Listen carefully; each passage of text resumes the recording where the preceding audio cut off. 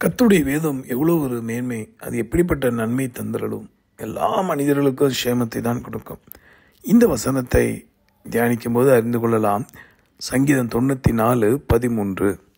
சிட்சித்து உம்முடைய வேதத்தை கொண்டு போதிக்கிற மனுஷன் பாக்கியவான்.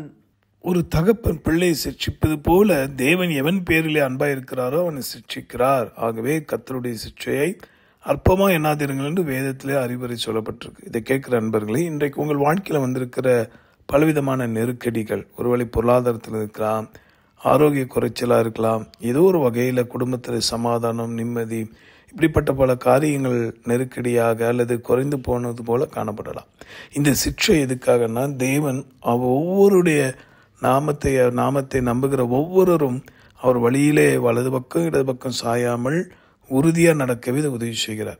ஆகவேதான் பொதுவாக நான் சொல்வேன், கண்ணாடியிலே முகத்தை பார்ப்பது போல வேத வசனத்தை யாரெல்லாம் படிக்கிறார்களோ தியானிக்கிறார்களோ அவர்கள் தங்கள் உள்ளான வாழ்க்கையை சீர்படுத்தி கொள்ள, இந்த பொல்லாத உலகத்தில் நன்மை செய்கிறவர்களாய் மாறிட இந்த வேத வார்த்தைகள் உதவி செய்கிறதா இருக்கிறது. ஆக இதை கேட்கிற நண்பர்களே, இன்றைக்கு உங்கள் வாழ்க்கையில் வந்திருக்கிற சிற்றையை அற்பமாக எண்ணாதீங்க. நீங்களும் நாமும் எல்லோரும் கர்த்தருடைய வார்த்தையை கொண்டு அதன்படி நடக்கவும் பிறருக்கு போதித்து நல்வழிப்படுத்தவுமே ஆண்டவர் இந்த பாக்கியத்தை தந்திருக்கிறார். ஆக இந்த அற்புதமான வேதத்துக்காக, ஒப்பில்லாத இந்த வேத புஸ்தகத்துக்காக, வார்த்தைகளுக்காய் ஸ்தோத்திரத்தோடு தேவனை நோக்கி ஜெபிப்போமா. அன்புள்ள ஆண்டவரே, உம்முடைய வார்த்தை நம்பி என்னோட ஜெபிக்கிற யாவரை ஆசீர்வதியும்.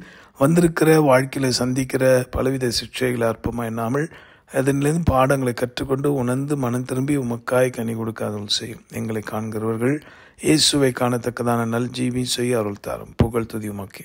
மீட்பர் மூலமாக ஜெபிக்கிறோம் எங்கள் நல்ல பிதாவே, ஆமென். உங்களுக்காக திருப்பலி நின்று ஜெபிக்கிற உங்கள் சகோதரன் மணி ஐயர்.